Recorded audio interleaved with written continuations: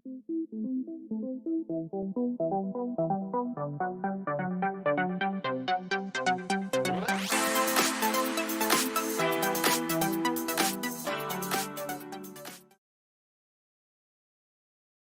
a todos, mi nombre es Griselda Vitar y en esta oportunidad vamos a ver los estudios de corte.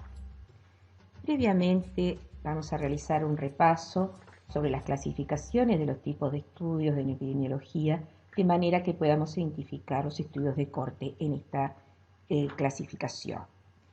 La clasificación de los tipos de estudios se puede realizar según la participación o no del investigador, según la evolución del fenómeno estudiado, según el sentido en que fueron recabados los datos o según los objetivos del mismo.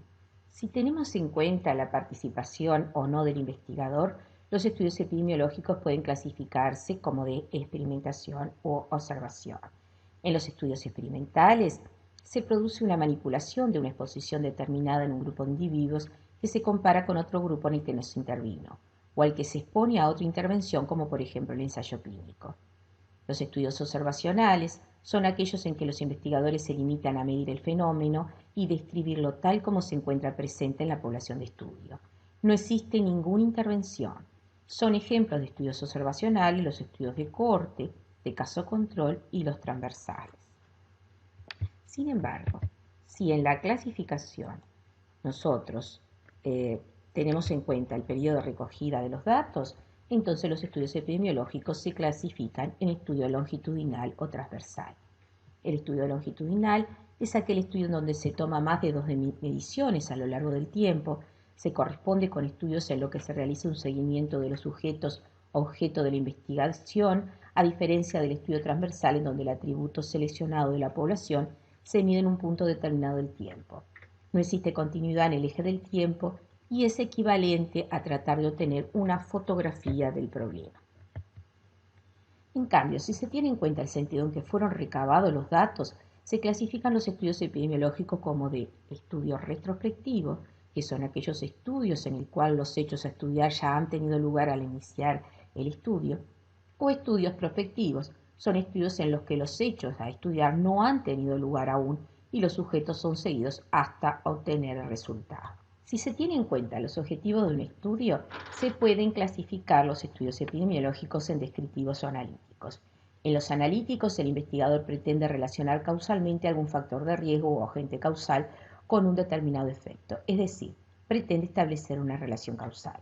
Son ejemplos de estudios analíticos los estudios observacionales de caso control, de corte y los estudios experimentales. Al contrario de lo que ocurre en los estudios observacionales, analíticos, los caso control y corte, que reproducen el fenómeno en forma natural, en los estudios experimentales, que también son estudios analíticos, ya que pretenden establecer una relación causal, el investigador define cada una de las características de los grupos, asignando a un grupo de estudio el tratamiento o lo que se pretende estudiar y al grupo de control el placebo o su equivalente. Es decir, que el investigador establece una intervención. Los estudios de corte entonces son estudios observacionales, porque se observa, no se interviene, analíticos, porque se busca una relación causa-efecto, y longitudinales, porque se realiza un seguimiento de los sujetos incluidos y pueden ser tanto prospectivos como retrospectivos. De los estudios observacionales analíticos, los que proporcionan una mejor calidad de evidencia científica son los estudios de corte. Existe un origen histórico para su denominación. En las legiones romanas se llamaba corte a los soldados que marchaban en el campo de batalla hacia diferentes destinos, los que variaban según el grupo al que pertenecían. Esta situación es muy similar a lo que sucede en este tipo de diseño, en el que grupos de individuos avanzan hacia un desenlace cuya frecuencia puede estar determinada por uno o más factores a los que están expuestos. Una corte entonces designa a un grupo de sujetos que tienen como una característica en común, que generalmente es la exposición al factor de estudio. Esta característica común puede ser de naturaleza diversa, como una característica genética, un factor social o geográfico, un grupo de profesionales específicos, etc. Cada pregunta de investigación debe de contestarse con un diseño más apropiado. Cuando con una pregunta de investigación se busca establecer causalidad, el modelo que mejor permite establecer esta relación es el experimento clínico, pero en ocasiones, por implicancias éticas o metodológicas, este no puede ser utilizado y debemos recurrir a los modelos observacionales. El diseño de corte es, entre los modelos observacionales, el que mejor desempeño tiene para establecer causalidad y medir riesgos. Y es el que más se asemeja al estudio experimental, con la única diferencia de que el investigador no interviene en la asignación de la exposición, pero observa pasivamente los eventos que suceden. La característica que define a los estudios de corte es que los sujetos de estudio se eligen de acuerdo con la exposición de interés. En su concepción más amplia y simple, se selecciona a un grupo expuesto y a un grupo no expuesto. Estos grupos son llamadas cohortes y ambos se siguen en el tiempo. Se realizan mediciones periódicas para comparar la ocurrencia de algún evento de interés. Vamos a ver un esquema de este diseño de cohortes. En estos estudios, entonces, parten de dos grupos de individuos con características comunes, que son las cohortes. Se clasifican a partir de ese grado de exposición al objeto de nuestro estudio, es decir, del factor de riesgo. Vamos a dar un ejemplo. Tenemos un grupo de embarazadas que fuman y un grupo de mujeres embarazadas que no fuman, es decir, mujeres que están expuestas al cigarro y mujeres que no están expuestas al cigarro. Estas mujeres se siguen por determinado tiempo hasta que se produce el desarrollo de la enfermedad o evento de interés. En nuestro caso, nos puede interesar si los recién nacidos tienen menor bajo peso porque las madres fuman. Si al finalizar el periodo de observación la incidencia de enfermedad es mayor en el grupo de expuestos, en las mujeres expuestas al cigarro, que en las no expuestas, es decir, que entre las madres que fumaron durante el embarazo se encontró un mayor número de recién nacidos de bajo peso a nacer, se podría concluir que existe una asociación entre el factor de riesgo y el evento resultante. Los estudios de corte son los estudios observacionales que proporcionan la mejor información sobre la causa de la enfermedad y la medida más directa del riesgo de desarrollo de la misma. Conceptualmente son sencillos, pero en la práctica representan una tarea enorme y a menudo precisan largos periodos de seguimiento, ya que la enfermedad puede aparecer mucho tiempo después de la exposición. En situaciones de exposición aguda y brusca, la relación causa-efecto para los resultados agudos puede resultar evidente, pero los estudios de corte también se utilizan para investigar efectos crónicos o tardíos. Vamos a dar un ejemplo. Existió en la ciudad de Bombay, India, en 1984, en una fábrica de plasticida, un envenenamiento de los residentes de la vecindad de la fábrica. Un producto químico intermedio en el proceso de fabricación, el metil isocianato, se escapó de un depósito. Los vapores que se difundieron a las zonas circundantes de la vivienda mataron a más de 2.000 personas y provocaron una intoxicación de más de 200.000. Los efectos agudos pudieron estudiarse fácilmente con un diseño transversal, pero los efectos crónicos más sutiles y los efectos que se desarrollaron tras un periodo de latencia prolongado todavía se están investigando mediante estudios de cortes. De acuerdo a la forma como se recolecta la información de la exposición, los estudios de corte se dividen en prospectivos o retrospectivos, pero también en algunos casos se pueden ver estudios que se llaman mixtos, es decir, ambidireccional. Esta clasificación va a depender de la relación temporal entre el inicio del estudio y la presencia de la enfermedad. En el caso de los prospectivos, la exposición puede haber ocurrido o no, pero desde luego lo que aún no ha sucedido es la presencia de la enfermedad.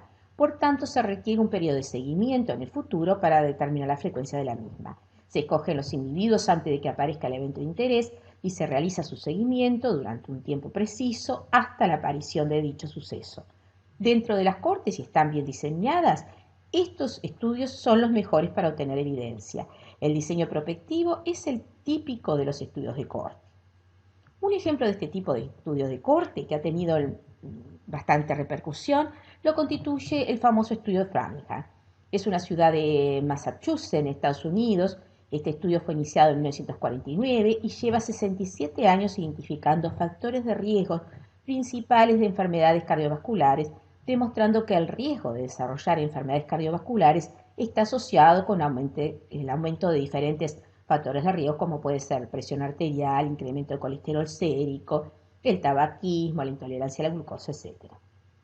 En su inicio Se seleccionó una muestra representativa de 5.200 personas que vivían en esta ciudad. De ellas se eligieron a 5.120 que estaban libres de enfermedad coronaria o enfermedad cardíaca cuando fueron examinadas por primera vez, y por lo tanto tenían todas el riesgo de desarrollar posteriormente enfermedades cardíacas.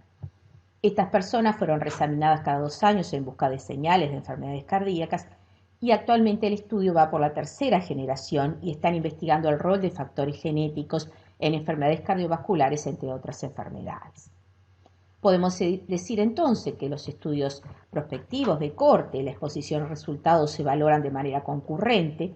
La calidad de las mediciones pueden ser controladas por los investigadores porque es hacia futuro, por lo tanto se requiere un periodo de seguimiento en el futuro. La información se recoge directamente de los individuos mediante cuestionarios o exámenes, lo que facilita que los datos sean de mayor calidad, pero esto también lleva un costo mayor. Mientras que los estudios retrospectivos, las cortes retrospectivas, aquí los investigadores recolectan datos que ya existen, es decir, de aquellos pacientes que presentaron o no un desenlace. Dado que existe un proceso de seguimiento desde una exposición a un evento, la denominación corte también aplica a este último diseño. ¿Por qué? Porque parten de la exposición y van hacia el evento o enfermedad. La gran diferencia con los estudios de caso y los controles es que las cortes entonces a contrastar son separadas en base a la exposición a un factor y no al desenlace. Podemos decir entonces que los estudios de retrospectivos reconstruyen la experiencia de la corte en el tiempo, depende de la disponibilidad de los registros para establecer la exposición y el resultado, y la validez del estudio dependerá en gran medida de la calidad de los registros utilizados. Esto permite ser estudios que sean más rápidos y también económicos. Este tipo de estudios son muy frecuentes en epidemiología laboral, porque en este ámbito se cuentan con registros de datos, reconocimiento médico de los trabajadores y de medidas de exposiciones ambientales o individuales a los que han sido sometidos estos trabajadores. La información recogida en forma retrospectiva suele tener menor calidad porque se aprovechan registros en el pasado que han realizado personas con otros objetivos. Un ejemplo es el estudio de corte histórica que se realizó con la población activa sueca. Se registró todas las personas que estaban en población activa en el año 1970 y estaban presentes en el censo que se realizó ese año, un total cercano a los 3 millones de trabajadores suecos. Estos trabajadores fueron seguidos durante 19 años, entre 1971 a 1989, mediante un enlace con los registros nacionales de cáncer y los registros de defunciones. En el estudio inicial se presentaba la asociación entre la ocupación desempeñada en 1970 y la incidencia de 30 tipos de cáncer. De forma más específica se ha investigado la incidencia de cáncer de mama y posteriormente de otras localizaciones. Entonces, según la relación temporal entre el investigador y la selección, el seguimiento de la corte tenemos estos 3 tipos, los tipos prospectivos, retrospectivos y mixtos. En los prospectivos la exposición pudo haber ocurrido o no, pero desde luego lo que aún no ha sucedido es la presencia de la enfermedad, por lo tanto se requiere un periodo de seguimiento a futuro para determinar la frecuencia de la misma. En los retrospectivos, tanto la exposición como la enfermedad ya han sucedido cuando el estudio se inició. La posición del investigador que inicia el estudio cuando hayan sido identificados los casos de enfermedad confiere el carácter retrospectivo al estudio. Mientras que en los mixtos, es decir, ambidireccionales, estos estudios se inician como retrospectivos para el análisis de un fenómeno ya ocurrido. Y posteriormente se continúa el estudio, pero a futuro, con un seguimiento prospectivo hasta la aparición de un efecto a largo plazo. Es decir, que en la corte ambidireccional la exposición ya ha ocurrido en el pasado, pero el desenlace esperado todavía no, es a futuro. Lo importante a tener en cuenta es que estos 3 tipos de estudios, tanto prospectivos, retrospectivos o mixtos, clasifican a los sujetos dependiendo de la presencia o no de la exposición. En cuanto a los tipos de estudios de corte, teniendo en cuenta el reclutamiento de miembros de la corte, podemos encontrar cohortes fijas o cerradas, es decir, la corte fija es la que no considera la inclusión de población un estudio más allá del periodo de reclutamiento fijado por los investigadores, mientras que la cohorte dinámica considera la entrada y salida de nuevos sujetos de estudio durante la fase de seguimiento, por lo que el número de miembros puede variar a través del tiempo. Mientras que en los estudios de cohorte también se pueden encontrar algunas variaciones en su diseño básico, dependiendo del número de cohortes involucradas y su origen. En los estudios de cohorte de comparaciones internas, encontramos dentro de una misma cohorte individuos que se obtienen tanto expuestos como no expuestos. En los estudios con dos cohortes, existe una cohorte de expuestos y una cohorte de no expuestos. Una vez definida la cohorte de expuestos, los investigadores seleccionan e incorporan al estudio la cohorte no expuesta, cuyos individuos pertenecen a otro ámbito. No solo en este tipo de estudios, sino en cualquiera de ellos, a la hora de analizar la validez de la evidencia, se tiene que tener en cuenta las características de la población que forma parte del estudio. Por eso es muy importante la selección de la cohorte en este estudio. La adecuada selección de los participantes, el registro riguroso de los eventuales factores de posición y el control periódico y objetivo de la aparición de los eventos constituyen la clave del buen desarrollo de este tipo de estudio. Los estudios de cohorte se han utilizado de manera clásica para determinar la ocurrencia de un evento específico en un grupo de sujetos libres del evento de interés. La característica que define a los estudios de cohorte es que los sujetos de estudio se eligen de acuerdo con la exposición de interés. Entonces tenemos un grupo de expuestos que está compuesto por los sujetos que están sometidos a la exposición de interés y es imprescindible el tener una correcta definición de cuáles son los criterios de inclusión o de exclusión en el grupo. Los sujetos no expuestos deben ser similares a los expuestos, excepto por la exposición. Un aspecto a evaluar es la similitud de los grupos contrastados. Ello se logra mediante una tabla de características de los individuos estudiados que debería reportarse en todo estudio de esta naturaleza. En caso de existir desbalances, ciertas técnicas estadísticas de análisis multivariado, como son las regresiones, permiten ajustar los análisis a las diferencias de los grupos. Los sujetos deben de tener siempre la misma posibilidad de desarrollar el resultado. Es decir, si tenemos una cohorte que está estudiando cáncer de próstata, esta cohorte tiene que estar incluida por hombres y no pueden haber mujeres porque no tienen posibilidad de desarrollar este tipo de cáncer. Deben de tener además entonces el mismo riesgo de desarrollar el daño y también la misma posibilidad potencial de diagnosticar el resultado que se desea estudiar. Ambos grupos deben de permitir calcular la incidencia del resultado y relacionarlos. Es esencial entonces que esté bien definida lo que es la exposición, las características que se denomina exposición y también que se defina el caso o la enfermedad que se va a investigar. Que esté bien definidos los síntomas, los signos, las demás características que indican que una persona sufre determinada enfermedad. Cuando no se parte de definiciones claras de enfermedad o de exposición, es probable que resulte sumamente difícil interpretar los datos obtenidos en el estudio epidemiológico. Entonces, a tener en cuenta en esta selección de cohorte es que ambas cohortes deben estar libres de enfermedad, ambos grupos deben ser igualmente susceptibles a la enfermedad, ambos grupos deben ser comparables y tiene que haber criterios diagnósticos y de elegibilidad para la enfermedad que deben de estar definidos de antemano.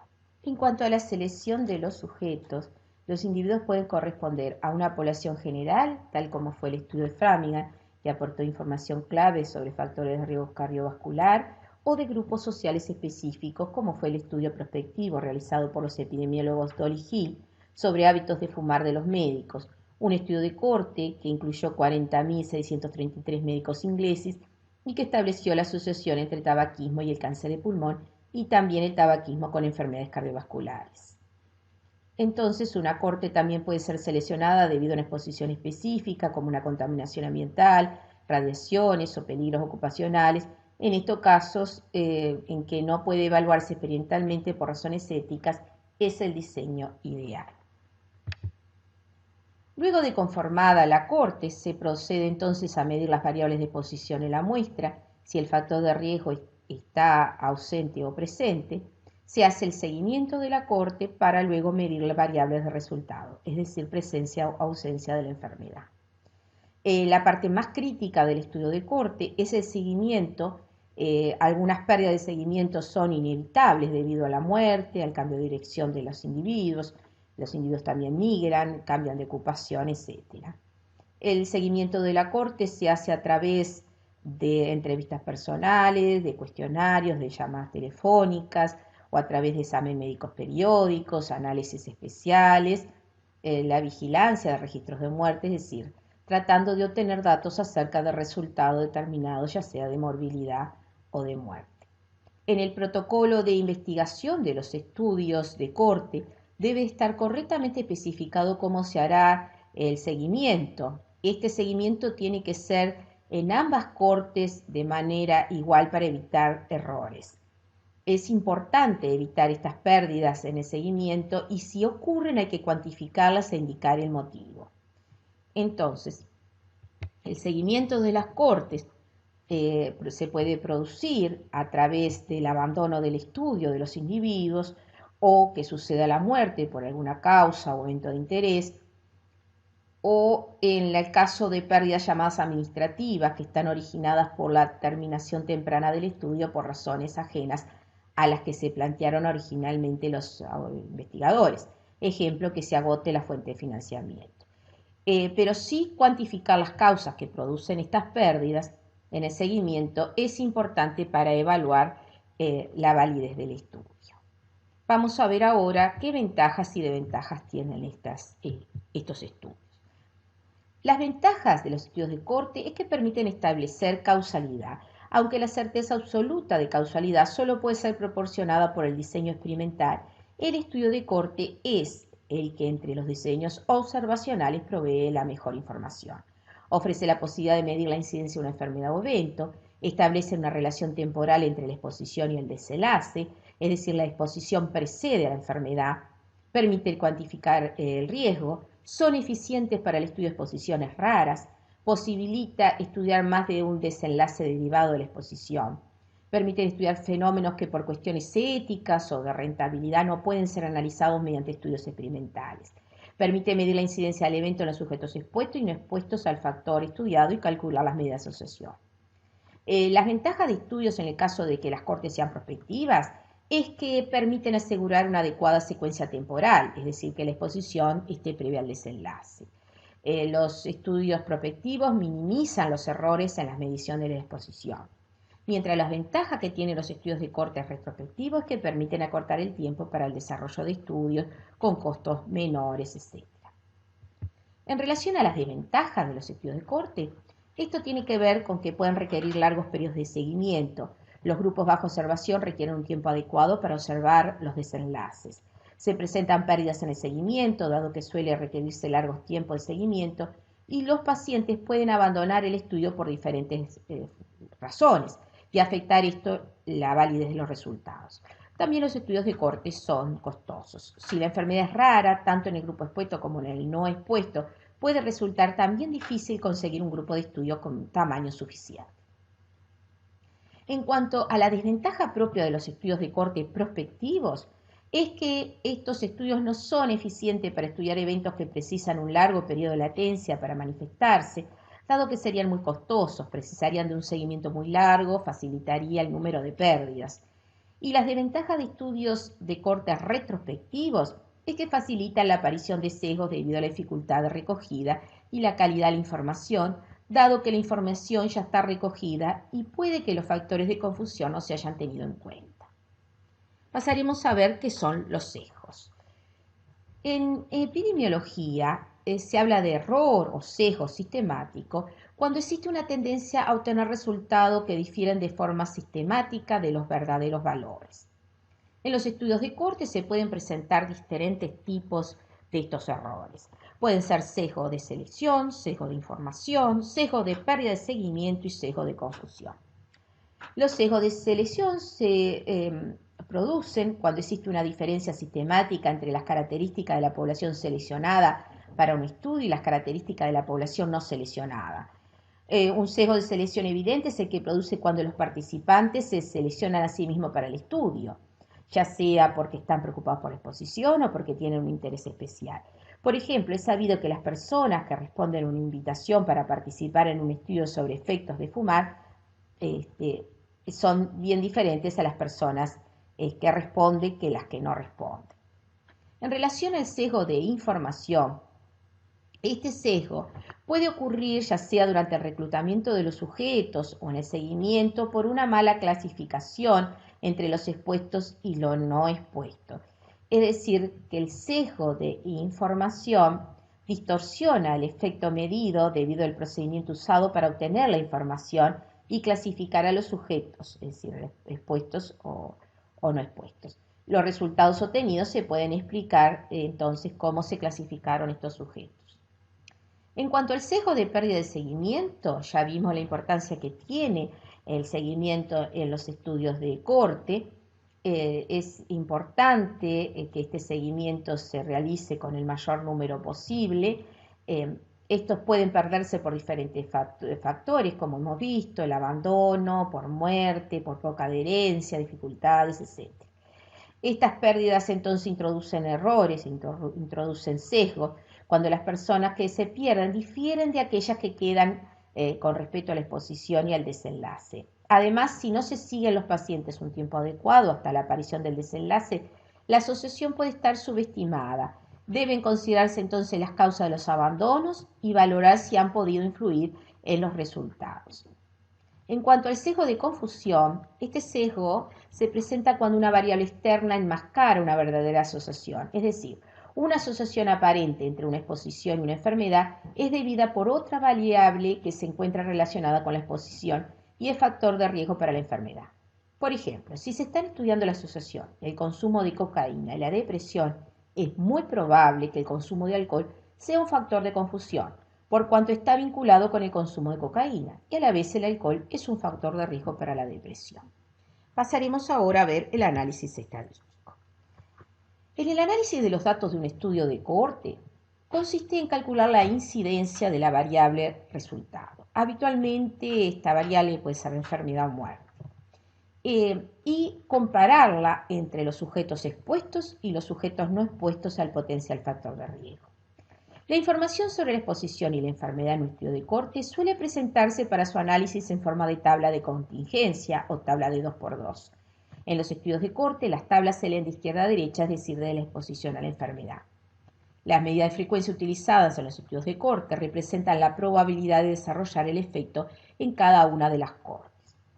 Una vez establecida la homogeneidad entre los grupos que se van a comparar, es decir, saber que son similares a excepto del factor de exposición bajo estudio, los resultados obtenidos pueden ser resumidos en esta tabla de 2×2 que vamos a ver siguientemente.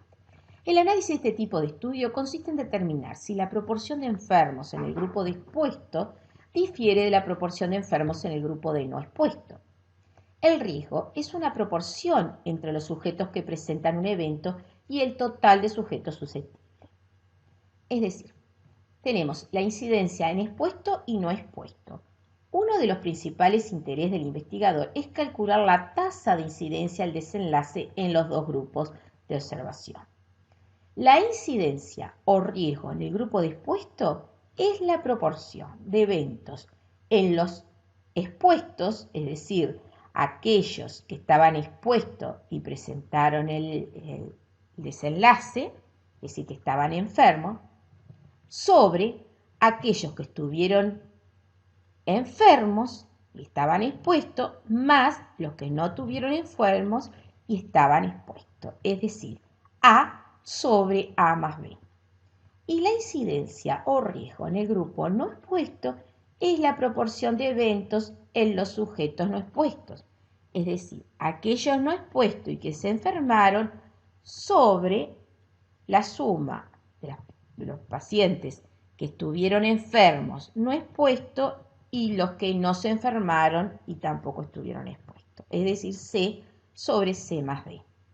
Así, de esa manera podemos calcular el riesgo de sufrir un infarto entre los que fuman, es decir, fumadores infartados, dividido por el total de fumadores de la muestra, y entre los que no fuman, es decir, no fumadores infartados, dividido por el total de no fumadores de la muestra. Pero si vamos a un paso más allá, podemos calcular la razón de los dos riesgos, llamada riesgo relativo o razón de riesgo. Esta razón de riesgo o riesgo relativo nos indica cuánto más probable es que se produzca un evento en un grupo con respecto a otro. Entonces, la característica de este riesgo relativo es que significa el resultado de la razón entre riesgos individuales de expuesto y no expuesto. Valora la fuerza de asociación entre la exposición y el resultado de la misma en términos de salud y enfermedad.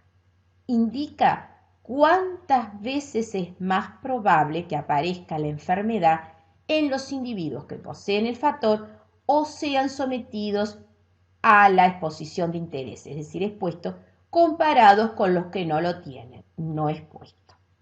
Se expresa mediante una razón, cuyo numerador es la incidencia en expuesto y el denominador es la incidencia en no expuesto.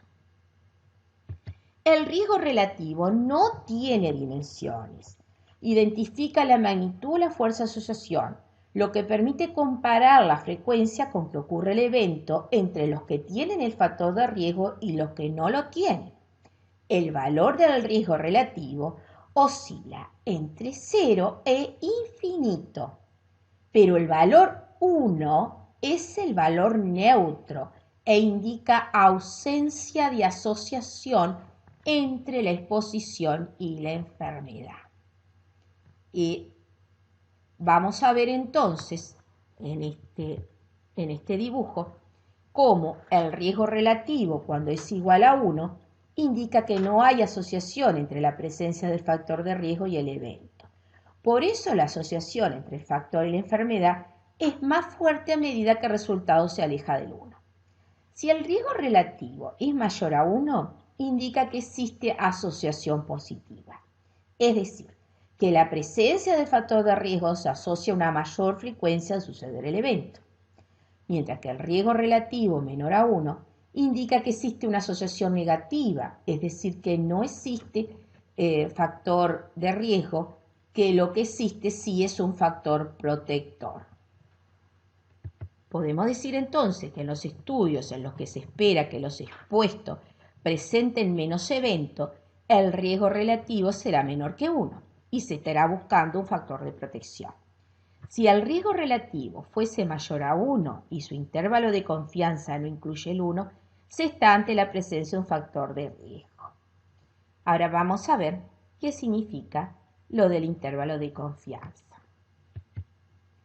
El intervalo de confianza es una prueba de significación estadística que se define como el intervalo de valores en el cual está incluido el riesgo relativo en el 95% de los casos. Es decir, si se repite un número elevado de veces el estudio en una población con las mismas características y tamaños, en un 95% de los casos el riesgo relativo estará comprendido dentro del intervalo. El intervalo de confianza entonces es un rango de valores en el cual debe estar contenido el verdadero valor del riesgo relativo. Describe este intervalo la variabilidad entre la medida obtenida en un estudio y la medida real de la población, es decir, el valor real. Corresponde a un rango de valores cuya distribución es normal y en el cual se encuentra con alta probabilidad el valor real de una determinada variable. Esta alta probabilidad se ha establecido por consenso un 95%. Así que un intervalo de confianza 95% nos está indicando que dentro del rango dado se encuentra el valor real de un parámetro con 95% de certeza. Para analizar si existe o no diferencia estadística significativa, entonces debemos observar el intervalo de confianza y sus extremos, independientemente si el estimador puntual muestra beneficios o daños. Debemos verificar si alguno de los extremos pasa por la línea del no efecto, es decir, si pasa por el 1. Si es así, decimos entonces que no existe diferencia estadísticamente significativa. Aquí en este ejemplo, en el gráfico que presentamos, están representados los intervalos de confianza de dos estudios. En ambos los intervalos son muy similares, pero en el caso del estudio A es estadísticamente significativo, ya que no pasa el intervalo por el 1, mientras que en el estudio B no lo es porque el rango incluye el 1, el intervalo de confianza incluye el 1. Entonces, si el intervalo de confianza de 95% no incluye valor 1, se concluye que el riesgo es estadísticamente significativo. También en el intervalo de confianza tenemos que ver cuánto preciso es. Cuanto más estrecho estén los límites del intervalo de confianza, decimos que el intervalo de confianza es más preciso. En relación al intervalo de confianza del riesgo relativo, permite estimar el riesgo relativo para la población y que es el que se habría obtenido si el estudio se hubiera hecho con todos los individuos y no una muestra. No solo entonces se tiene que expresar el valor de riesgo relativo, que fijarse que no pase por el 1, es decir, que sea diferente a 1, sino en qué intervalo se encuentra. El intervalo de confianza informará sobre la precisión de los resultados del estudio y además indicará la existencia de significación estadística en aquellos casos en los que el intervalo de confianza no cruce la línea de efecto nulo, es decir, en aquellos casos en que el riesgo relativo no incluya el 1. Para analizar si existe o no diferencia estadística significativa, debemos observar los extremos de intervalo de confianza, independientemente si el estimador puntual, que es el riesgo relativo, muestra beneficios o daño. Debemos verificar si alguno de los extremos del intervalo de confianza pasa sobre la línea del no efecto. Vamos a ver un ejemplo. En un estudio sobre distribución de embarazadas según exposición pasiva al humo de tabaco y recién nacidos según peso normal o bajo peso, el riesgo relativo resultado fue expresado a través de un riesgo relativo igual a 2.71 con un intervalo de confianza de 95% que está entre 1.38 y 5.34. Veremos entonces qué significa este resultado. Significa que las embarazadas expuestas a la exposición pasiva al tabaco tienen 2.71 veces más probabilidades de tener niños de bajo peso que las embarazadas no expuestas. Como vemos que es estadísticamente significativo porque el intervalo de confianza no contiene el 1. Pero también muchas veces podemos ver que se presenta el resultado de riesgo relativo con no el intervalo de confianza, sino el valor P. ¿Qué es el valor P? Llamado también valor de significancia. Este valor busca probar que existe una diferencia real, por ejemplo, entre dos grupos estudiados, y que además esta diferencia no es al azar. De forma arbitraria y por convenio se adopta el valor del 5% o, que es lo mismo, el 0.05. Cuanto menor sea este valor P, es decir, cuanto menor sea la probabilidad de que el azar pueda haber producido los resultados observados, mayor será la tendencia a concluir que la diferencia que existe es real. Por lo tanto, el valor límite de la P es 0.05. Si los resultados estadísticos son mayores a 0.05, no hay diferencia significativa. Y si los resultados estadísticos arrojan una P de 0.05 o menos, quiere decir que hay diferencia estadísticamente significativa. Tanto el análisis de un intervalo de confianza como el del valor P nos permiten determinar diferencias estadísticamente significativas. El valor P se correlaciona en forma muy estrecha con el intervalo de confianza, ya que si uno muestra diferencias estadísticamente significativas, el otro también lo hace y viceversa. Pero sin embargo, solo el intervalo de confianza nos permite evaluar el rango de valores donde posiblemente se encuentra el valor real y por lo tanto permite realizar una mejor interpretación y aplicación clínica de los resultados. Como vemos en el ejemplo, el parto prematuro y la rotura prematura de membrana presentaron un riesgo relativo de 5.78, pero al ver el intervalo de confianza vemos que como pasa por el 1, entonces no tiene el estadísticamente no es significativo, ni tampoco el valor P porque está por encima de 0.05. Pero además, luego de ver estos valores y poder interpretar estos valores, una vez que analizamos el riesgo relativo y consideramos que es válido, el siguiente paso es considerar si dicha asociación es de tipo causal. Para ello deberá tenerse en cuenta toda la información disponible y valorar los resultados del estudio en su contexto. Los resultados del estudio deben ser evaluados para determinar si la asociación entre la exposición y el efecto satisface las pruebas de causalidad razonable. Una herramienta son los criterios de Hill. Son una serie de aspectos para tratar de distinguir el carácter causal o no causal de una asociación. Y estos criterios son los siguientes. La fuerza de asociación, es decir, cuanto mayor es la magnitud de la asociación, mayor será la posibilidad de que la asociación sea causal. La consistencia, es decir, la existencia de resultados similares en otros estudios realizados en diferentes poblaciones. La especificidad, es decir, que una causa produce un único efecto y no múltiples. La temporalidad, que es fundamental que la causa proceda al efecto. El gradiente biológico, la relación dosis-respuesta, quiere decir que es más intensa la causa cuanto mayor intensidad tiene el efecto. La plausibilidad biológica, esto tiene que ver con la lógica de nuestros conocimientos biológicos, es decir, poder interpretar que hay algún mecanismo biológico que explique esta relación causal. La evidencia experimental, la coherencia con otros conocimientos, que no entre en conflicto con lo que se sabe de la enfermedad o el efecto, y la analogía con otras situaciones causales conocidas. Muchas gracias por su atención.